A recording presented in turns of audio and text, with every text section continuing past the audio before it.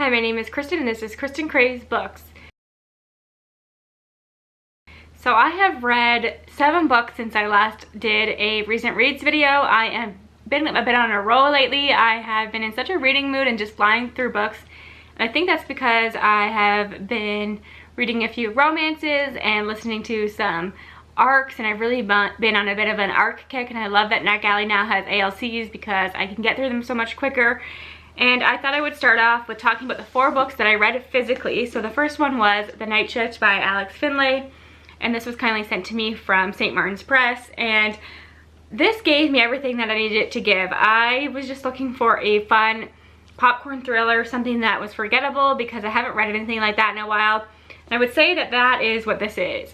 I loved the opening chapter where we are, it's New Year's Eve, 1999.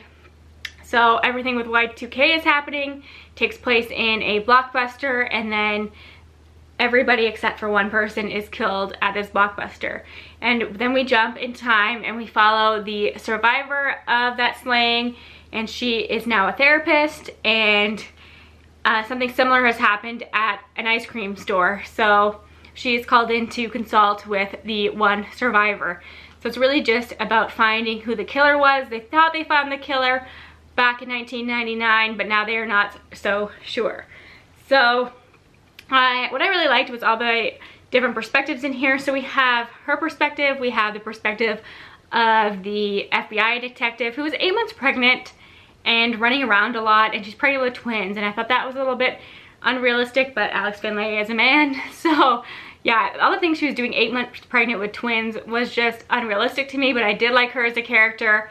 And we also follow the brother of the initial suspect back in 1999.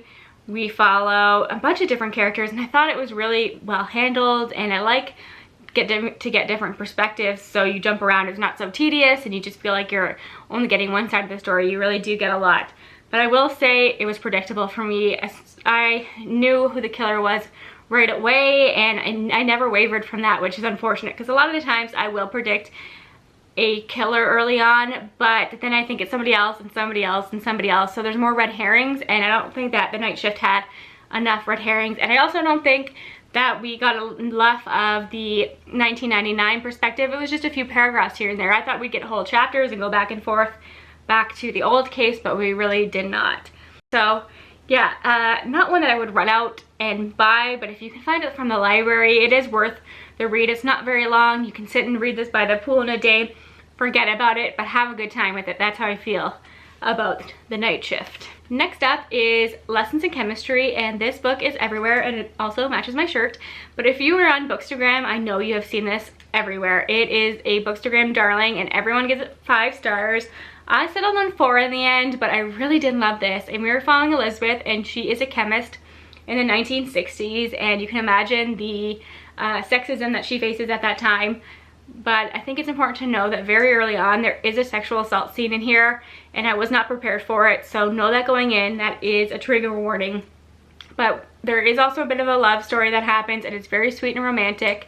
And then we jump a few years, and she's a single mother, and she is now the host of a cooking show that kind of focuses on chemistry, and I love that about her. I loved the show. I loved reading about all the people who work on the show and the relationships that she built, and then the audience and the pushback that she receives, but really how women are really embracing her because she is taking them seriously. So that whole aspect was fantastic to me. I loved her daughter quite a bit. Her daughter was a lot like her, and Elizabeth is a flawed character. She is in no way perfect, but she felt authentic to me. And the one thing that threw me off is that there's a dog in here, and the dog's name is 630, and he has a perspective, and I thought that was charming in a lot of ways, but in a lot of ways I thought it was used just so that things could happen and move the plot along, and it was kind of convenient. So like the dog had a lot of autonomy and understood a lot of things, and it was just kind of a weird thing to throw in there, and I know a lot of people loved that. I had mixed feelings about the dog having a perspective, but I thought it was interesting.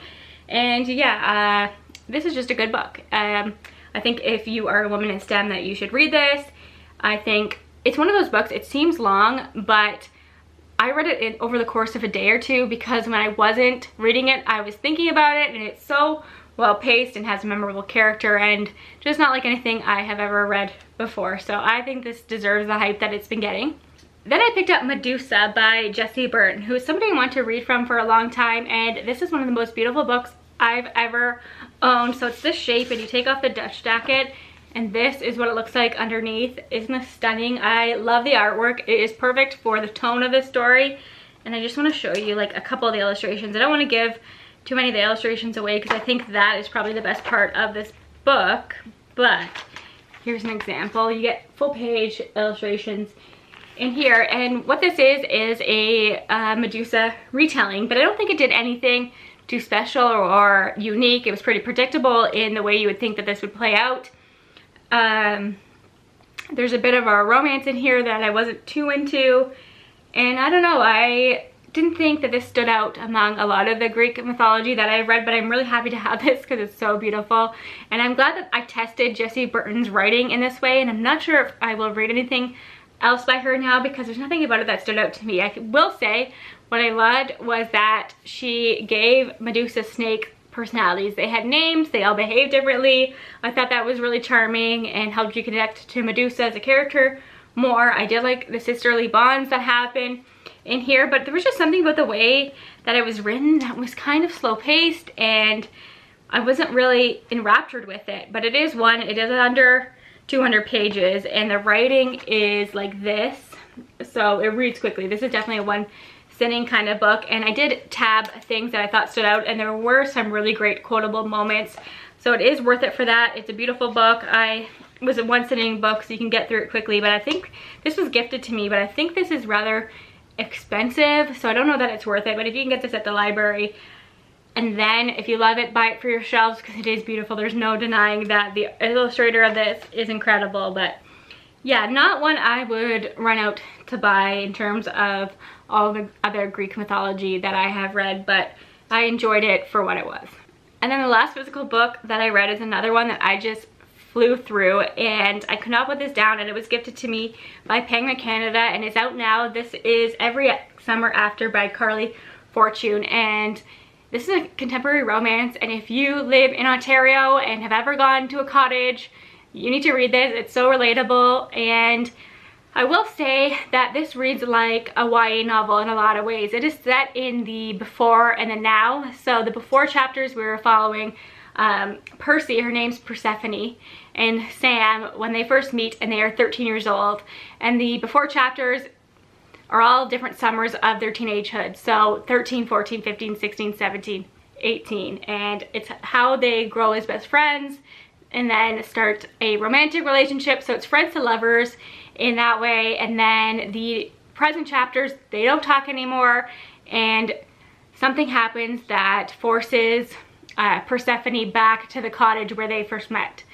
So you don't know what happens, what pulled them apart. She has a lot of anxiety about seeing Sam again. There's something that happened that she has a lot of guilt about, and you don't know what that is. So I will say these are not perfect characters. This is a flawed story, flawed characters. It gets very messy, but then you think, okay, they were teenagers when everything happened, so it all makes sense in that way. They are growing. I think what happens with them is when you meet your person so young, that is a struggle, and they definitely fight with that a lot in here. But it's such a summary book. It is set in Barry's Bay, if you know where that is, so it's very much a cottage kind of story. They spend a lot of time in the lake. It's very sweet, and then it's very romantic. There are steamy scenes when they're older, and yeah, it's a mess. I don't think everybody's gonna like this because they won't be happy with some of the decisions that certain characters make, but it felt real to me. People are messy, people do stupid stuff, and especially when we're young, so I thought it was great. It's second chance romance, friends to lovers, very summary, and I do think that this is going to be a hit. It seems to be getting some buzz, but I just don't want to recommend it to you without you knowing that it's messy, and these characters are not always likable. But I read this so fast, I just had a great time with it. Now onto the audiobooks that I listened to. The first one was Siren Queen by Nevo, and this is the best book I read this month so far. This was 5 stars, fantastic. It's a hard book to even talk about. So it is set in the 1930s old Hollywood, and there are monsters so it's very much a metaphor, but Nia Vo's writing is fantastic, and I adored our main character. I thought she was so incredible, the way that she pushes it against what society expects from her, and she's Chinese American, and she has to deal with all the prejudice that comes with that, and how she's being pigeonholed into certain roles and expectations because she looks exotic, and how she really fights against that. And I thought she was such an incredible character to read about. And then the kind of magical realism elements that come into play. You have to go into this one knowing you're not going to get all the answers. You're not going to understand everything that's going on in this world, and that's okay, because this world, this is their normal for them. There's magic, there's monsters, that's just society. So not everything is explained to you as the reader. And this book was also a lot more romantic than I thought it would be. It is a sapphic love story, and there's a few relationships that she has throughout it, and there's some steamy scenes, and it was really romantic. There's a romantic first kiss and all that stuff, and I thought that was really well done. This is very visual. I could picture everything in my mind. There's important conversations about family as well, and just Hollywood in general, the monsters in Hollywood in general, and you just have to kind of go along for the ride with this one. It's very immersive. And I also appreciated that this one is told in the first person, and it's kind of written in a way where it's like the main character is telling you her story. It's almost written like a memoir, so she's many years later and telling her story, and I thought that that was really effectively done, and it makes it feel more personal. And I also like that we got little scenes from the movies that she was filming, so I thought that was very interesting to read about. So just a really enjoyable book overall. I don't think everybody's gonna love this, but if it sounds like something that is kind of in your wheelhouse, I think that this will be a new favorite, because I just loved everything about it. Atmospheric writing, memorable characters, sapphic love story, just so good. And then I read a disappointing book, and I know that this is an unpopular opinion, but that was Book Lovers by Emily Henry. And this is my first Emily Henry novel, and I don't know if that was the good place to start with. Maybe I should have read Beach Read first, but I should have loved this because I love books about books. That is kind of my jam, and I like enemies to lovers, and that's what I thought this was going to be, and that's what it was sold to me as, but it is not. This is not rivals to lovers in any way. I love the prologue. We get a prologue where Nora and Charlie, Nora is a literary agent and Charlie is an editor, so they meet up to talk about a book, and they disagree about this book, and they have a funny dinner, and the dinner they have is so interesting to read about. And then we jump in the future, and they keep writing to each other in this small town. I wish we got more build up. I didn't buy that they were enemies in any way. They had one awkward dinner. I wanted more time in New York where they run into each other all the time in New York, and it's always awkward. They hate each other. They don't get along. I needed more build up. That's what I wanted. I wish we had gotten that, especially since this is almost 400 pages. And then it's kind of insta-lovey, to be honest, once they are in this small town, and their romance is not the focus of this book. It is more about Nora and her relationship with her sister Libby, and honestly Libby was frustrating for me. Their relationship, talk about miscommunication, and I'm somebody, I don't hate the miscommunication trope as I know a lot of people do, because I understand that miscommunications happen in real life, especially in newer relationships, but between these sisters it was so frustrating to read about. I wish they just spoke to one another, and the lies they were keeping from one another, it was too much for me, and that was really the focus of this story, and I think that the relationship itself suffered for it. And this book made me realize something. I prefer my romances to have dual perspective.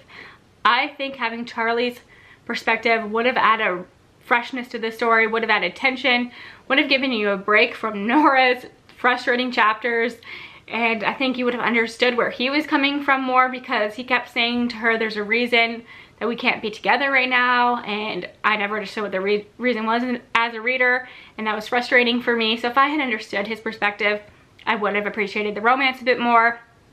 And yeah, it just was not for me. I thought that some interesting conversations were had in here. I like books that talk about grief, and I liked that that was kind of a conversation in here, and that influenced the dynamic between Nora and Libby, but I think we could have gone deeper with that. And there were some other side conflicts that were introduced that just weren't explored enough, so I couldn't get interested in them in any way. So yeah, the more I think about this book, the less I liked it. I loved the prologue, I loved the ending, but everything in the middle was kind of a miss for me. And this is nothing against Emily Henry's writing. I do think that she's a good writer. I flew through this. Julia Whalen is the audio narrator, and she's fantastic as always, although her narration of Libby wasn't my favorite, but I think that might just because Libby kind of annoys me as a character to begin with. So this was not my favorite, and it's kind of making me sad. I know that Kristin from Kristin is Fully Booked agreed with me, and she told me that I should read Beach Read, and I had a few blogger friends say the same thing to me. So if you think I would like Beach Read, let me know, but I know I won't be running out to get it because this was disappointing for me, but it's getting a ton of love. So I know that I'm in the minority on this one. Now the last arc that I listened to was Nettle and Bone by T. Kingfisher. And this was my first book by T. Kingfisher, and it will not be my last. I love this. It is a hard book to talk about as well. I am not normally somebody who is into quest stories where we are following a main character on a mission and picking up other side characters along the way. I don't really get into those books. I find them tedious sometimes. But this one worked, and I think partly because of who the side characters were and because it was quick. So it wasn't a lot of walking and walking. We didn't really get that. It's just she meets somebody, new character, and then we get to the quest quite quickly. And we are following this main character who it kind of does magic. There's a bone dog in here, which I liked, and her sister is married to a prince, and she realizes that the prince is being abusive. So domestic violence is a huge part of this book, and I think that's important to know. And she goes on a mission to kill the prince to save her sister. So she meets a lot of interesting characters. There is, as I said, a bone dog. There's a demon chicken, which is hilarious, and a couple other characters as well that help her on this mission. And you know what's funny? I just read that Goblin Market book, and now the Not Good for Maidens, that's what it's called, and it's a Goblin Market retelling. And the Goblin Market was also a big part of Nettle and Bone, which is so funny. I've never come across the Goblin Market in any fantasy or any fiction before, and suddenly in the last month I've read two. And I loved the way that T. Kingfisher wrote about the Goblin Market in this one.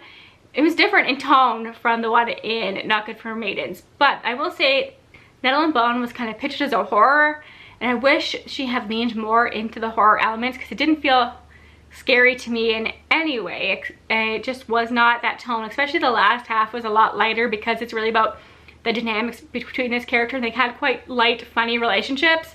There's a bit of a slow burn romance, but it's not overwhelming to the story at all, and I thought it was all very much well done, and I think this was a good place for me to start with T. Kingfisher. Now I don't know what to go with next. I know she has a book coming out sometime later this year. I'm going to put up the cover because somebody said that I would probably love that one as well. And if you have any recommendations with which one of her books to read next, let me know, because I loved the writing. I thought that this was such a charming, fun book that took some more serious conversations on as well and did a good job with it. So I would love to read more from her. So that's a bit of a mixed bag of books that I read.